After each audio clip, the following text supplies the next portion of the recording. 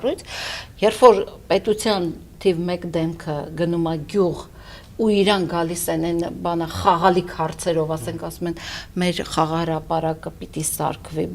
նշանակում է այս պետության որևէ համակարգ չի աշխատում։ Որևէ հիմնարկ էս իր այս նախարարությունը, այս իրավունքի, չգիտեմ, եւ այլ չկան, չեն հասարակ բան եմ ասում,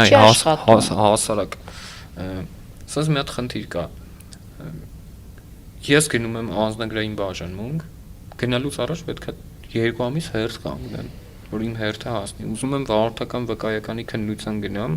3 ամիս պետք է հերթ կանգնի։ Հետո սկզբից մի հատ թղթի կտոր են տալիս, հետո նոր այդ պլաստիկ քարտն են տալիս։ Բայց այդ հերթերը ինչի արդյունքում է գոյացել։ Ինչ կաս։ Նախկինում այդպես չէր, ո՞նց էին անում։